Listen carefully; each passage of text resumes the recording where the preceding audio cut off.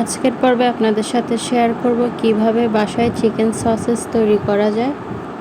এই সসেসটা বাসায় থাকলে নাস্তার কোনো চিন্তাই থাকে না।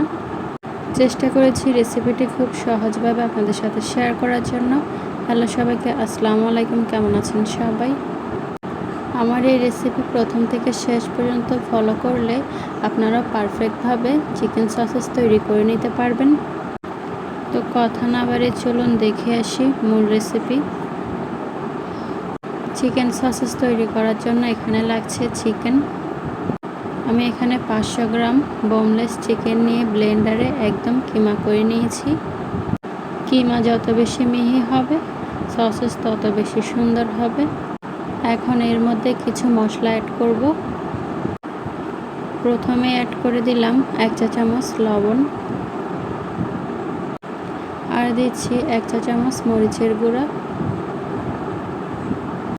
এই দুইটাই যে যার স্বাদ অনুযায়ী দিয়ে দিবেন। এরপর দিচ্ছি 1 চা চামচ চিনি। চিনি দিলে সসেস খেতে অনেক বেশি মজা লাগে, কিন্তু যারা ডায়েট করেন তারা যদি এই সসেসটা খান সেই ক্ষেত্রে চিনিটা অ্যাভয়েড করবেন। দিলাম এখানে 1/2 চা চামচ গোলমরিচ গুঁড়া। লেবুর রস দিয়ে দিলাম 1 চা চামচ। এর পরিবর্তে হোয়াইট ভিনেগার ইউজ করা যাবে। হট টমেটো সস দিয়ে দিলাম 1 টেবিল চামচ। সয়া সস দিলাম 1 টেবিল চামচ। আদা বাটা 1 টেবিল চামচ, রসুন বাটা 1 টেবিল চামচ। এখন সব কিছু খুব ভালোভাবে হাত দিয়ে মাখিয়ে নেব। এরপর দিচ্ছি রান্নার তেল 1 টেবিল চামচ, দিয়ে আবারও ভালোভাবে মিশিয়ে নিচ্ছি।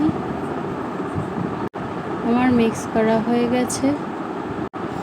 এবার এইরকম একটা র্যাপিং পেপার বা যে পলিথিন গরম পানিতে গলে যাবে না তেমন পলিথিন হলে হবে, যার কাছে যেটা আছে সেটা বিছিয়ে তার মধ্যে পছন্দ অনুযায়ী কিমা নিয়ে মুড়িয়ে গোল করে নিতে হবে। আপনারা দেখেই খেয়াল করে নিন আমি কিভাবে করতেছি। চেষ্টা করতে হবে যতটুকু সম্ভব টাইট করে মুড়িয়ে নিতে।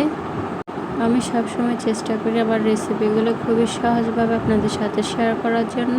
আমার রেসিপিগুলো যদি আপনাদের কাছে ভালো লেগে থাকে এমন সহজ এবং নিত্য নতুন রেসিপি পেতে আমার চ্যানেলের সাথে জুড়েই থাকুন। এরপর দুই সাইড থেকে এইভাবে মুড়িয়ে এক সাইড সুতা দিয়ে বেঁধে দিচ্ছি। এই কাজটা আমরা সবাই পারি, তারপর আমি দেখিয়ে দিচ্ছি আমি কিভাবে করতেছি। এরপর অপর অংশ টাইট করে মুড়িয়ে নিয়ে সেটাও সুতা দিয়ে বেঁধে দিচ্ছি। একইভাবে আমি সবগুলো তৈরি করে নিচ্ছি। আর সাইডের বাড়তি অংশগুলো চাইলে কেটে নিতে পারেন আমার মতো, আর না চাইলে রেখে দিতেও পারেন। আমার সবগুলো তৈরি করা হয়ে গেছে। ছোট বড় মিলিয়ে এখানে আমার 10টা সসেস হয়েছে। এখন এই পর্যায়ে এগুলো ফুটন্ত গরম পানিতে দিয়ে দেব। দেওয়ার পর ঢেকে দিয়ে 10 থেকে 15 মিনিটের মতো জাল করব। ফিরে এলাম 15 মিনিট পর। আমার সসেসগুলো একদম হয়ে গেছে। আমি পানি থেকে একে একে তুলে নিচ্ছি। অনেক সুন্দর একটা ফ্লেভার আসতেছে আর দেখতে অনেকটা মসৃণ আর পারফেক্ট হয়েছে। সসেস দিয়ে অনেক ধরনের খাবার তৈরি করা যায়, আবার শুধু সসেস ডিপ ফ্রাই বা শ্যালো ফ্রাই করেও খাওয়া যায়।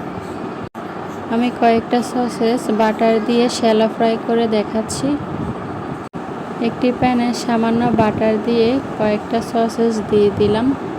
এরপর উল্টে পাল্টে পছন্দ মতো কালার আসলে ভেজে তুলে নিচ্ছি। তুলে নেওয়ার পর এ পর্যায়ে আমি একটু কেটে দেখাবো। সসেসগুলো আমি কেটে নিলাম। দেখুন কতটা স্পঞ্জি হয়েছে, আর এটা খেতে অনেক বেশি মজার হয়। ছোট বড় সবাই এটা অনেক বেশি পছন্দ করবে। নুডলস, পাস্তা, ফ্রাইড রাইস এরকম অনেক ধরনের খাবার আছে যেগুলো সসেস দিয়ে তৈরি করে বাচ্চাদের খাওয়াতে পারেন। আশা করি আমার আজকের রেসিপিটি আপনাদের কাছে ভালো লেগেছে। ভালো লাগলে একটি লাইক অবশ্যই দেবেন। চিকেন সসেস রেসিপিটি কেমন লেগেছে কমেন্ট করে অবশ্যই জানাবেন। আজকের মতো এখানেই বিদায় নিচ্ছি। আপনারা অবশ্যই বাড়িতে একবার ট্রাই করবেন। দেখা হচ্ছে পরবর্তী কোনো রেসিপিতে। সেই পর্যন্ত সবাই ভালো থাকবেন, সবাই সুস্থ থাকবেন, আর সবাই সবার জন্য অবশ্যই মন থেকে দোয়া করবেন। আল্লাহ হাফেজ সবাইকে।